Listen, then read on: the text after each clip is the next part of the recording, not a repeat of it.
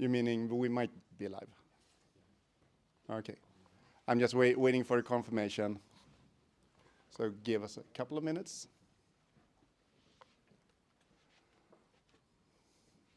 We'll set a timestamp in the description so we can jump over this part. Okay, we're live. So welcome everyone in the audience and anyone online who watches this now or later. We're gonna have the final presentation for our latest Java class here, who has done amazing work during bootcamp and now with the final projects. And we have 3 demos.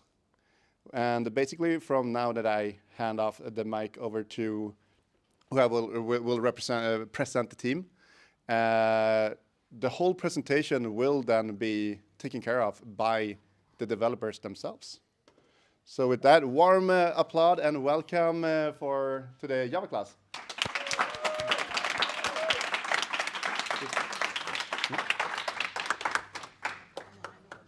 Should I stand here maybe?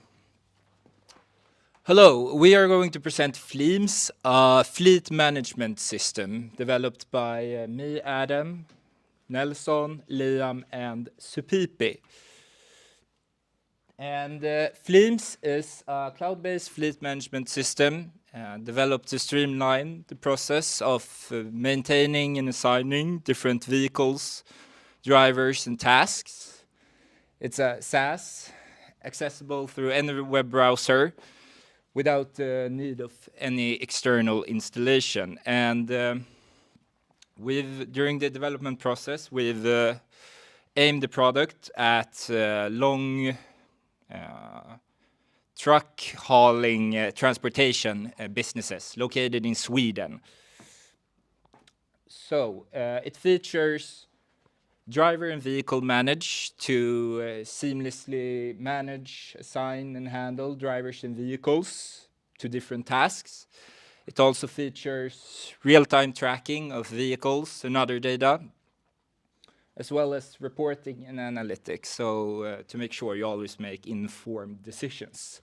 And now I'm going to hand over to Nelson to demonstrate Fleams.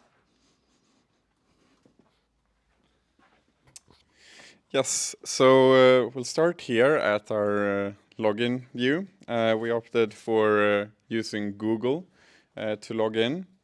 Since we are on Adam's computer, I will use his account.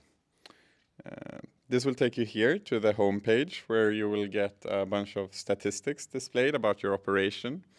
You can see here you have data about how many drivers are assigned or unassigned, the same with vehicles, as well as the status of all of the tasks that you have ongoing. You can also see how many tasks you have finished this past year and when you finished them here, as well as violations, speeding violations, people who have driven without rest, and a view of all of the trucks that are currently on assignment placed on this map here, and various other data. Moving on to the driver's view. Here we have a view of a card view of all of the different drivers that are part of the organization. And you can click on these drivers to see more info about them, as well as edit and delete them. And this is the edit view here, and this is the delete view, but we would like to keep Björn here. We could also look at the logs, and this is a view of all of the tasks that these drivers have completed. And yeah, this is a scrollable list, and you can click on one of these, for example here, and you will see the route that the driver took displayed on this map. You will also see more data about the assignment and the task and the route displayed here. Moving on to the trucks, the truck view, this is very much like the driver view, but we opted for a table view instead of a card view. You can sort by all of these columns if you so wish. And all of these columns are, of course, clickable with the same edit and delete. I forgot to mention with drivers, but you can also add stuff, and you can, as well as with the drivers, look at the logs here. Moving on to clients. So these are the people that are signed up for whatever organization that chooses to use our application. Just like the truck view, you can click on any of these rows and you can sort by these columns and you have a log view, which I will not bother to show again. This is the task view. Also very much like the clients with some differences. So each client can create a task and then it's up to the fleet manager to assign these tasks. And to do so, you click on a row of an assigned task that you want to assign. And you have this assign button that will take you to this view. And this will get all of the drivers that are available for the time period where the task will be performed. You can select one of them, and Svensson will do this, as well as all of the trucks. And that is it for the desktop view, and I'll hand it over to Liam for the mobile view. Yes, thank you very much, Nelson. This is our mobile view, which we've spent a lot of time and focus on making sure it works well and is very user-friendly. So I'll just go through it again real quick from the mobile perspective. Firstly, you'll want to log in. Again, this is Adam's computer, so I'm using his account. And we start off in the home page with all the same statistics, violations, the upcoming maintenance, as well as this map with all the live trucks at the moment. And then the drivers page, again, very, very similar with this card list, which you can click on them. All the functionality remains the same. It's the same for all of it between mobile and desktop. You can delete, you can edit everything from the mobile view as well. For the trucks page, we opted for this card list again instead of the table view because it was this is more fitting for mobile, more user friendly. And same goes here. You can edit, delete these, you can add these, you can view them, just the same as on desktop. And then for the client's view, we have again the same, this card list instead of the table. And for the logs page here, we can also go through all of these. And if we want to view one, we can click on it. And then we see this map here as well, along with all of the data related to it. And then finally, we also have the tasks page, which again is very, very similar to the desktop page. And that's pretty much it for the mobile view. And I will hand it over to Supipi for her to talk a bit more about Fleams and upcoming plans. Yes, thank you, Liam and Nelson, for that well-explained demo. So, why Flames? When we were developing Flames, three things were in our minds. The first one is efficiency. So, we were focused we have to make this web app very efficient, where you have to put on manual labor, really you can reduce the manual labor, where you can automate your stuff that can lead you to productivity. And the second one is scalability. Flames provide you scalability where it can manage any number of fleets that you have at the moment. And also the third one is user friendliness. As you can see, our app is mobile friendly, and also you can use it in the desktop. And also, it is very easy to use with less amount of training. You can onboard any employer just to use this app, with very less time of training. So moving on, we have some future plans for this Flames. So the first one is we want to support for more type of task, and also we want to support different types of authentication. And also, we want to give the ability to showcase more statistics, and also robust role management, and also dark mode and support for different languages. Talking about our development process, we start with Figma, and also we did with mobile first approach.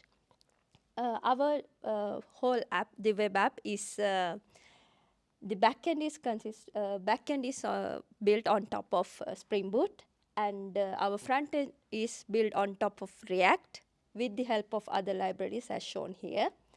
And also it is hosted fully on Azure. So that's all about Flames.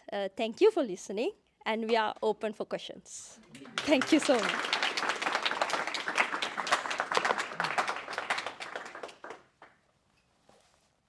Any questions? Okay, and I think we're done. Thank you. Thank you. Oh, Adam, can you move this forward?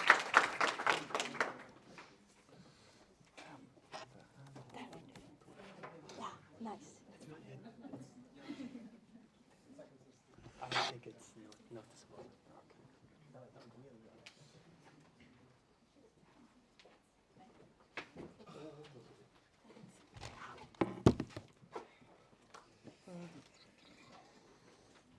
I'm last in the process, so I'll be in the back. Jättebra.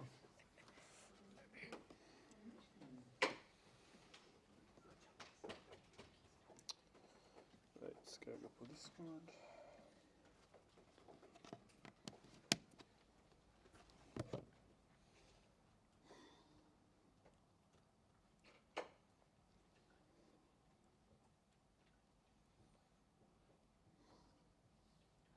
Just give us a second here, we'll be up and running in a minute.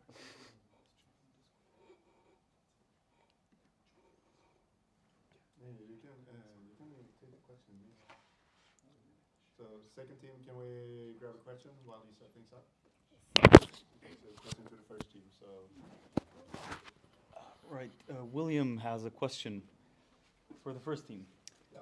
The trucks on the map, are they real-time data, and how does that work? To Adam or Nelson, I feel is most. You go ahead. So this is part of what we wanted to do with adding more roles. Ideally, we want the driver to be able to add a leg, but right now we only have the role of fleet manager, fleet admin. And as such, we are only displaying the data that we get. Yeah, if that Yeah. answers the question. It is not real time. No, it's not. Yeah, so right now at the moment we are, it is not real time, so that is part of what will be added in the role management. Yeah. all right, thank you. Okay, so hi everybody. This is our presentation of our group project called Marcus AI. It's by us, our group, Masagal, which consists of me, Ludwig, Simon, and Matangi. Yeah, so I'm just gonna dive in and explain a quick scenario for how we came up with this idea. So imagine, as many of you are here, a developer, a programmer, and you're working on some groundbreaking code, right? You're breaking ground, and you have to explain the last implementation to the rest of your team. So you grab a whiteboard marker, you go up to the board, and typically it's dry. It doesn't work, right? This is an annoyance in your everyday life, and you now need to find Alec because he's your instructor, right? You tell Alec, hey, we're out of whiteboard markers. And he has to go find the person responsible. And this has suddenly become a three-person process, very drawn out, and yeah, there's room for mistake and misunderstanding. Our way, easy as pie, with Marcus AI, takes in the user perspective and the admin perspective, right? The user, the developer, wants simplicity. This is an easy task, it should take no more than a few seconds. But the admin has some sort of structure, probably an Excel sheet or something like that, right? And we've implemented a solution using OpenAI that we think bridges the gap between these two perspectives. And with that said, I'm just going to show the demo. Well, Matangi's going to show the demo. Yeah. So here is the admin view. Give it a bit of scroll. Yeah. Zoom. Yeah, there you go. Perfect. Okay. Yeah. Yeah. I'll start by showing the inventory view. So here you can view all of the items in the inventory. You can search them up. For example, I search for markers, and I will get, there are 4 different colored markers, and you can see how many are in stock and where you can find them. And then we have the request page. So admins can view all of the requests made by users. They can approve them. They can also view the archived request.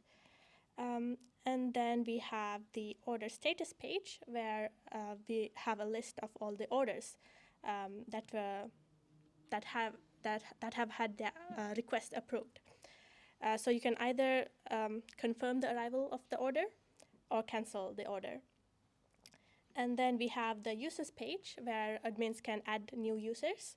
And if you scroll down, you can see a list of all of the users in a table here. So let's say I want to add a new user. For example, let's say my name, Matangi, and then Matangi at gmail.com. And then I'm going to be an employee. So I will choose employee, and then the admin can add the user. And if you scroll down, you can see that I have been added to the table. And there is a copy invitation button where you can copy the invitation link and send it. For example, the admin can send the link to me, and I can open that invitation and sign in with the account. Yes, so this is it for the admin view, and I'll let Simon take over to show the user view. Okay, thank you. So I'm going to play the part of a regular employee. I come in on my first day of work, and I notice immediately that, hey, all the coffee is this horrible Robusta stuff that we've been drinking all morning, or we run out of pens, or there's no folders, or there's no paper in the printer. So I get this invitation from Matangi. I'm going to go ahead and log in as our regular user. Could you hold on to this for a minute? Thank you. And there we are. This is our regular user. And I get this rather limited view. I don't have authority to decide all of the office supplies that we need across the board. I don't have the corporate credit card either, for that matter. So I have a very limited view.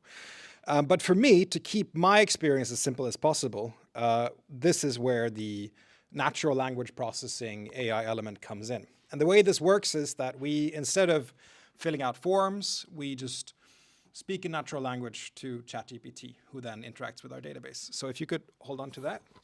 I'll go ahead and say, hey, I need something to hold on to my employment contract, please.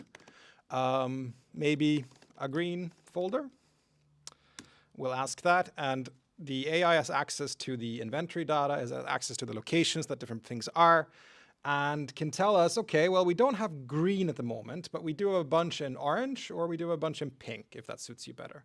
I can ask where they are, but I can also say, actually, I am really insistent that I would like it in green, please. Could you request some from admin? And when we get that going, this AI still hasn't quite understood how insistent I am, so it's suggesting that maybe you use a different color. No, please request the green ones. 3 should do. If we insist a little bit, it will eventually produce a request for that, which I can see in my requests, if it loaded properly. We still have some JSON parsing issues. 3 green folders. Let's see if we can insist. Yes, please prepare a request. There we go. Yeah, thank you. Let's see, what do we reckon? Has it programmed appropriately? There we go. And we get our requests for forest green folders. As the regular user, this is where my process is done. I have sent the information to the admin team, and they have the ability to take the process from there. Would you like to show the rest? Yes. Go for it. So yeah, let me log back into the admin account. So let's see.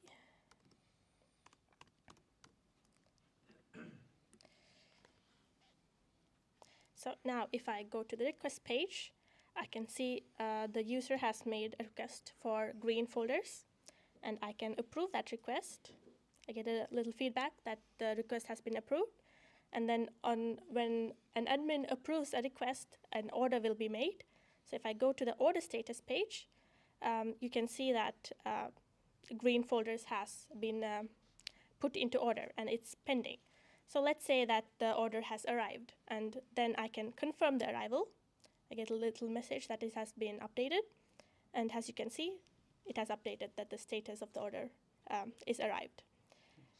Yes, and then if I go to the inventory and search for the folder, you can see that the stock has been updated to 3. Yes. Yeah, and that's pretty much the flow so far.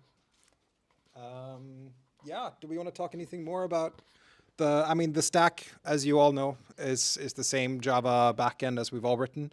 Of course, the main AI components is ChatGPT, which has been very fun playing with, and we've done off with Clerk. And yeah, we're open to any questions, unless there's anything anyone wants to add. No, I think that's it No, for us. that's it for us. Thanks very much.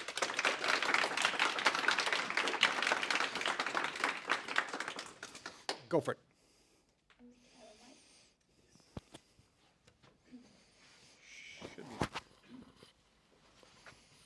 Great, thank you. Well, since I am responsible for the inventory, You're the one. I feel that this is a very great tool. But I wonder, you stated that it will say where the whiteboard markers are, for example. So let's say that you take a whiteboard pen from another room. I saw that you have stated oregano, for example. If you take that one and move it, do you like manually have to go into the program and change where it is, or can the one who has taken it say that it's removed from that room? You can tell the chat quite simply. Okay. And so a natural extension would be that instead of having a separate website for this chat, you have it integrated into Slack. So you have someone on Slack that you can just tell, hey, by the way, I just grabbed a pen from this room. Yeah. And it can update the inventory in the background. Great. Perfect. Thank you. Question in the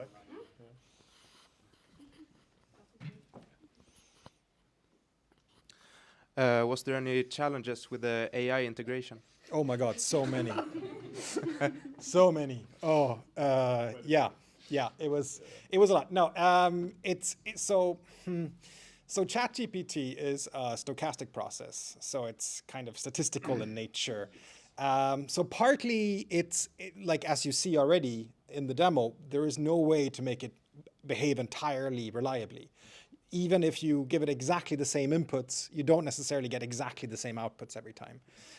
So we spent a lot of effort working on how do you make ChatGPT express the structured data that we need on the other end. Now that mostly works. There's about a 5% of the time right now in the current version where the way that ChatGPT expresses the data isn't quite to our expectations. First, in our first draft, we had it writing SQL.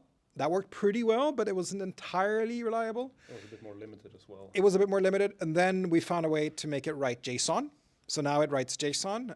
That works a lot better, but there's still, if it writes JSON that's a little bit out of format, then everything it's very, very difficult to parse.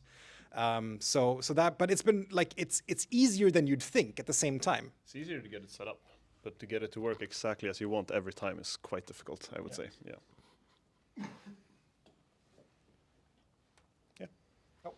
In the back, yeah. Do you have any plan for the future to make it something different or add something new that you want actually and you couldn't do it? I don't know, do we? What's our plan for the future? I mean, certainly like doing the Slack chatbot integration would be very, very cool. And like the current chat version uses WebSockets to do like this real-time communication. Slack, I'm not sure if that's the same API, but that would be very, very cool because that would be very natural. There are also, of course, more things that the AI could do, right? So right now it has the ability to see what's inventory, update the inventory numbers and make requests, right? But it could equally well take a look at what's on order. So for example, a couple of weeks ago, we ran out of milk and I ran out to the shop to get some milk because I thought I was doing everyone a favor. Turns out there was already like a bunch of groceries on the way. So I didn't need to go anywhere. And then we had loads of milk for 2 weeks or so, right? If I had an AI where I could ask, hey, do we have anything on the way? Yeah. It'd be very easy for us to integrate that as well. So that would have been fun to do as well. Also, yeah. also just refactoring, like getting chat to actually respond always like we want it to. Yeah, that's a big part for the future, I would say. Yeah. I had a question. So if you're persistent enough, you can force ChatGPT to make any requests into the inventory? Yeah, so we've put some checks in that basically if you request 5,000 new whiteboard markers, it will question your decision making. What if what if I request cocaine or something? Something like that. Well, there's no cocaine in the company inventory at the moment, at least. We'll have a look So- at that for the future. The way it works is that it checks what's in the inventory already, and those are the options that you can choose from. Okay. So But if we- ChatGPT understands that, and does that work efficiently? Yeah, I mean, ChatGPT is very good at synonyms and stuff. So if I say I need a writing instrument, it's going to suggest the keyboards or it's going to suggest the markers. But what we tell it is you have access to this inventory and that's this list of things that you can choose from. Yeah. Yeah. Good. Cool stuff.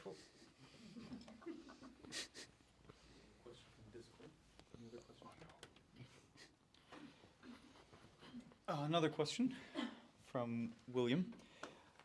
In the backend, you're using prompts that you give OpenAI, or have you trained your own OpenAI model? No, we're giving prompts to OpenAI's model. We haven't set up an... It's ChatGPT. Yeah, it's ChatGPT, yeah. All right, thank you.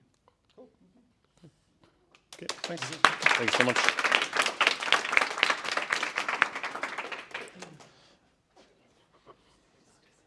And now Javatars will present their project.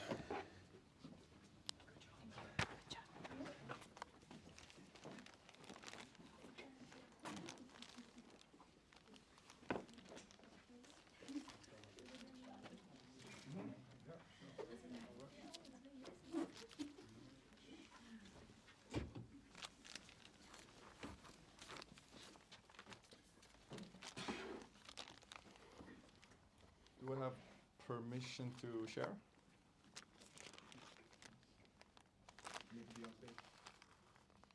I can't go on stage. There we go.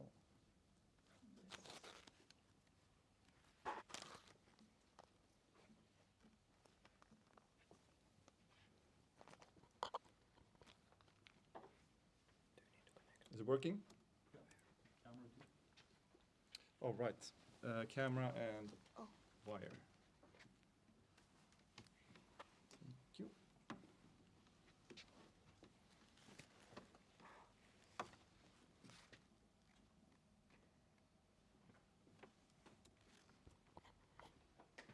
All right.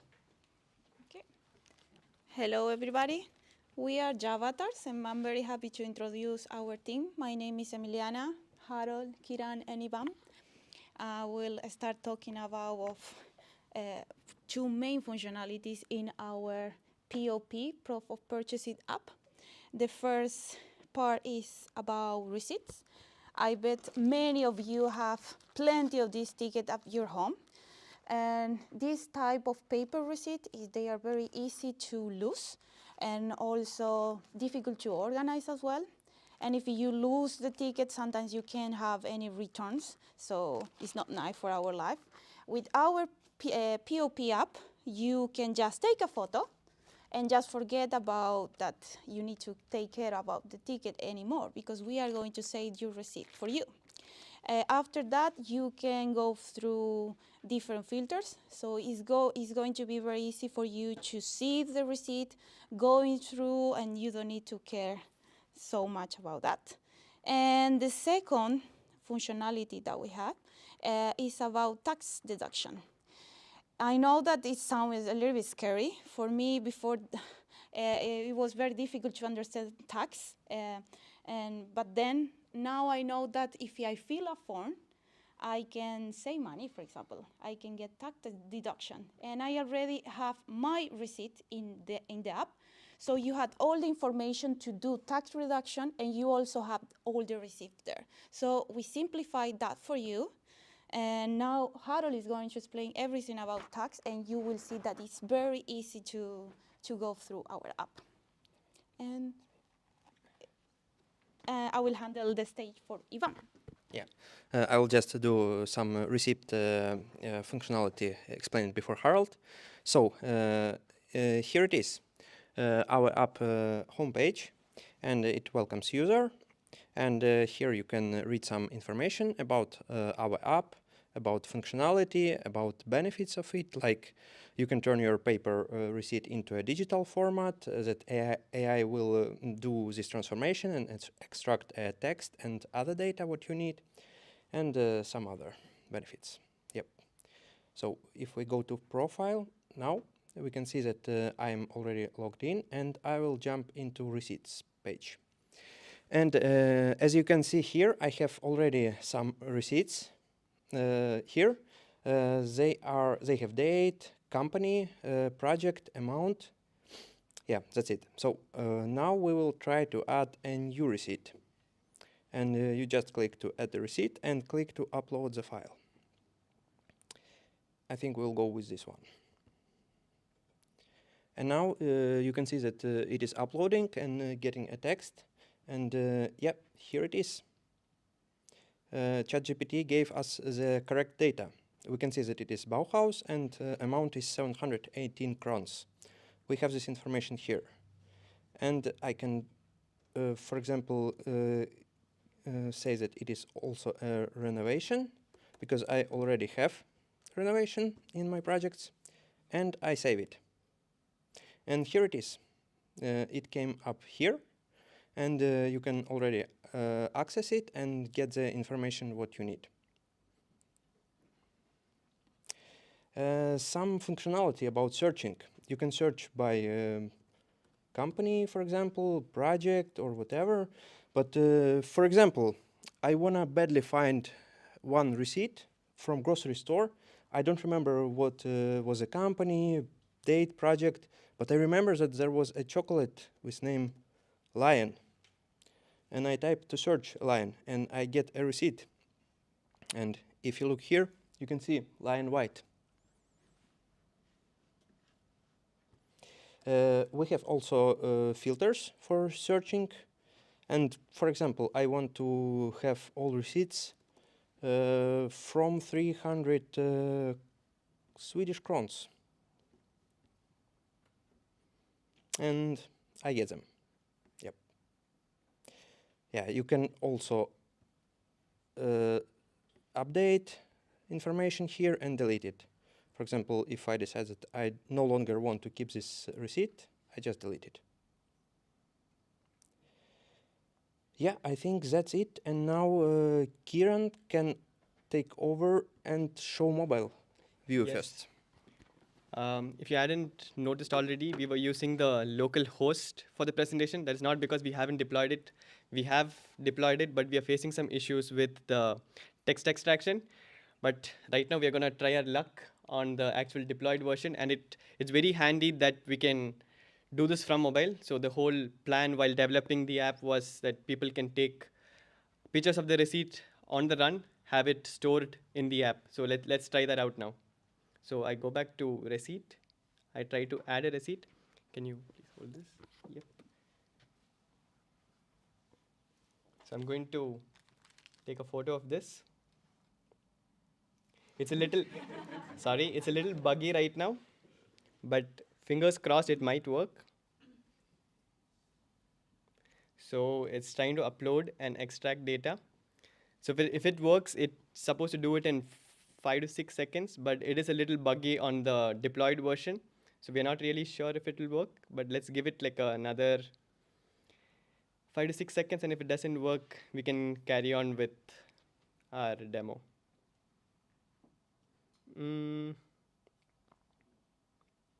Okay, looks like it's not working. Yep, but ideally it would also work from mobile, and you would have the text extracted, but bad luck right now. So I would like to move back to our demo, continue with the next interesting part of our app, which will be handling tax detections. And I'd like to hand over the stage to Harold. Yes, thank you. So receipts are hard for computers as well, and they're annoying for you guys. And taxes are also, well, I mean, they're even more annoying, right? Who likes taxes? But in that no one likes them, is also an opportunity to make it a bit easier. So that's what we're trying to do, because there are actually a bunch of interesting deductions that you are able to do, but that you probably don't know about. So we really focus on trying to make it a bit simpler for the user, like kind of hold their hand through this process, because Skatteverket, the tax government body, isn't really helpful in that. They don't really have an incentive to be helpful. So what we see here is my personal view of my receipts. I have a project. I have an apartment where I do renovations to, where I collect all my receipts for things like that. I'll show you how we do it on the tax. It's kind of our second leg functionality-wise. So what you see here is just like the receipt site, you see a table of projects. Let's get rid of this and try to add it again. So let's get into the taxes. And it sounds scary, but it's not going to be that scary. So what you see here is basically a guide. Right now it only contains 3 alternatives, but we have a bunch more to add future-wise. So for me personally, I mentioned that I have a renovation going on at home. I can scroll through here. The first one says selling my home. I'm not going to do that. The second one, upgrading my home. Yeah, kind of doing that. But I also know that the last one, home repair and maintenance, is the one for me. So in the next view, in this guide, we can get a description. It can tell us what it does. Well, apparently it's correlated to when I sell the property and I make a profit, you're going to get slapped with a 30% capital gains tax. But you can make deductions for actions that have improved the quality of your apartment. So let's check out approved expenses. And here we have painting, wallpapering, replacing trims. A lot of those things you do. You just do them, right? And you might not be aware that you can deduct this from the taxes. So let's just go to the next step. Let's add my project from the project list. Pops up here, and let's open it. So what we see here is, first of all, in big lettering, 12,300 crowns. That is the sum of all the receipts in my projects that I can make a deduction on. Nice. It lists the receipts. It tells me how to file your taxes. And these are real receipts. I'm actually going to file these taxes next year. I'm going to do it in the form K8 in the section C and for the paragraph 4. And I'm going to fill in this value. And then it also gives you a summary of all the rules in case you forgot about them. All right, and next up again is Kieran to talk about future features. Yep. So some future plans that we have planned for the app is, right now on the receipts, we are only working at it at a single receipt unit. So we would like to do batch processing of receipts. We would like to add multiple receipts at the same time and link them to one project maybe. We'd also like to do multiple deletes. We're also thinking of having an export function where we can export receipts into PDF formats, convert multiple receipts into CSVs. Also, we are also collecting a lot of data, and we think we can have a dashboard where we can provide graphs on expenditures month-wise, project-wise. We think that would be a cool feature. But also on tax, we think within the tax categories, right now we only have 3. We are thinking of adding more tax categories so that it helps all users. We also think every tax category in itself is, if you take commute, for example, commute itself can have, are you traveling, are you using the public transport, are you using your own private transport? So we want our tax wizard to help the user choose them wisely, help it very, very user-friendly and be very navigatable. Yep, so that is what we have planned in the future. But with that, I think we have concluded our demo. Thank you for listening, and if you have any questions.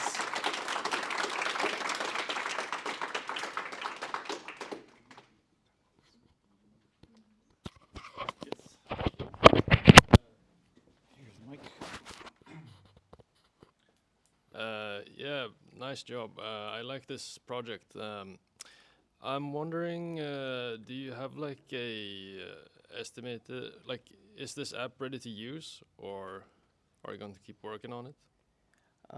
It's right now deployed on Azure, and actually you can use it right now on the website. But then we are also planning enhancements, like I mentioned, over the coming months. But right now it is in a working condition. Okay. Yes. So you can just, I want to use it.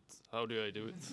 Yes, you can. We can send the link, and you can go ahead and add receipts and check out whether add it to projects. Check out what tax categories apply to you all. Yeah. All right. Thank you. Counter question. Would you use the mobile functionality most or desktop? If mobile is usable, there was some problems, so I would like to use it on the mobile if it's possible. Either way. Yeah. Thanks.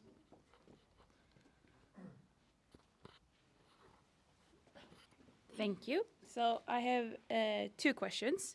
The first one, if I'm going to use the mobile app, for example, and I have the receipt and then I upload it, will you by any chance do so you can use them if you have to return something? Because usually they want the actual receipt. How is your thought process of that?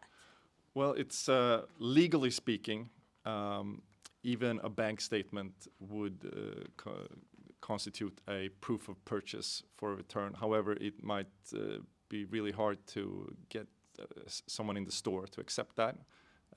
Having a picture of an actual receipt will make that process much smoother, probably. They have all the information really that they need. So legally speaking, it's definitely, you can definitely throw away your physical receipts. Is it going to be easy at the store? We haven't tried yet. Yeah. Okay. Great. Thank you. And another question regarding the tax deduction. So if I am the one manually going through everything and adding things in, for example, with the renovation, will the app help me so I do the right thing and I will not commit tax fraud? That is pretty important, right? Yes. Yes, and see, taxes are really difficult. Some are straightforward. The ones we added are pretty straightforward. But of course, we still want to give a lot of effort to, make it even easier. And there are a bunch of additional features you could add to make sure you've done, like, checked up. If it's, it's going to be up to you. Yeah. We're not going to be liable, but Yeah. I mean, in the best scenario, in my head at least, it would be, first of all, picking the right tax. It would guide you through kind of a decision tree. Do you own your home, or like, do you commute here and here? How far is it between your home and your work? How much time do you save? Like, all these decisions, you just try to narrow it down as much as possible. And then it's going to be clear to you as well, because that's kind of part of the functionality, to actually inform the user about taxes, so they feel that they are in control. Great. Not just trust the website. Yeah. Great. Thank you.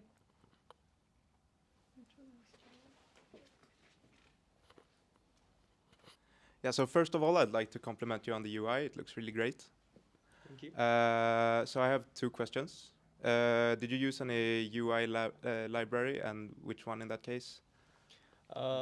We did use Daisy UI for some components, but and Tailwind and Daisy UI, yes. Yeah. And then the second question is, it was a bit buggy on the phone. Yes. Do you have any clue on what that bug might be because of? On the iPhones, the issues that we were facing on iPhones was that our backend only handles JPEG and PNGs at the moment for the images. And they have another format. Yeah, but the iPhone ones are, I guess it's not JPEG or PNG. But also on the deployed version, we think it's some sort of, only on the deployed versions we have a hard time getting the text extracted. We are not really sure, or we have not narrowed it down to why exactly that happens, but we assume shifting to another service that's what we're going to try next, or maybe even upgrade our current version and try it out. But But there are some issues with versions, like I said, with JPEG and PNGs. Yeah. Okay, interesting. Hello. I have a question about I saw that you had support for multiple currencies. Like you could upload things in different currencies. Yes. How do you manage like the totals, the sums, and the like when you sum it together, different currencies? How do you manage that?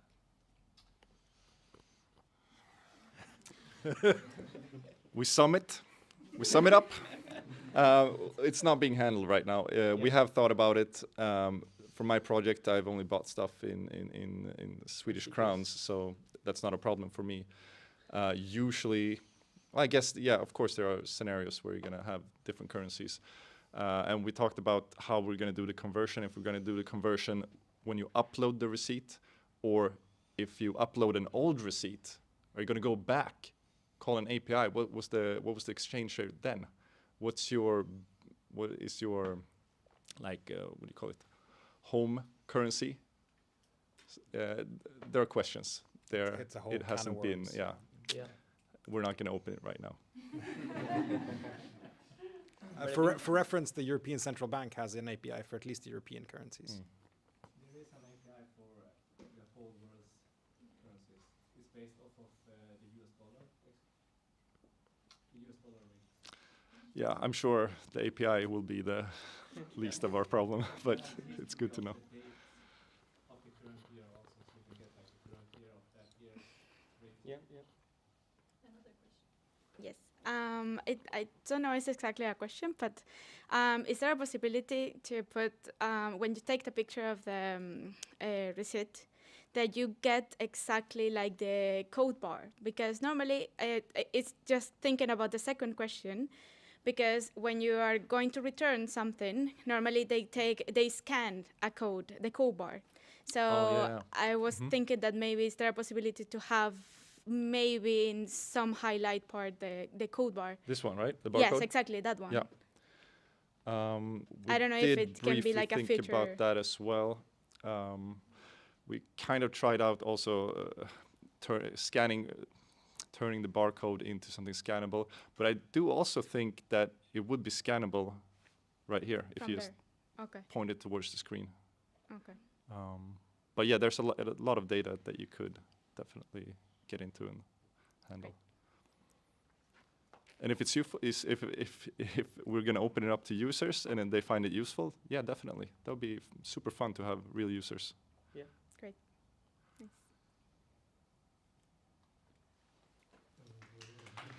Thank you.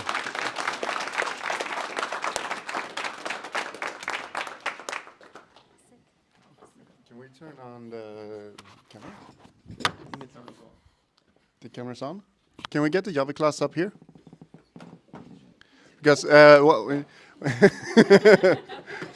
yeah, now everyone wants to be Team Java. You're so awesome. Yeah, I just want to show off the class because now we made it like a bit simpler than last time.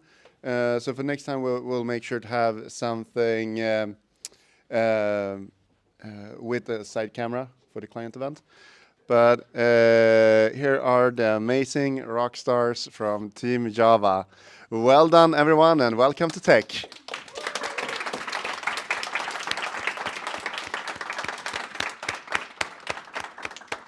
Okay, and that's it from us from Salt. Alec, do you want to just come up and wave to the camera? I want to say an extra big thank you for a lot of hard work, Alec. I'm so grateful. Thank you, everyone in the audience, for coming and giving us a bit extra energy. So applaud to you. Okay, time to relax. See you around, everyone. Take care. Bye.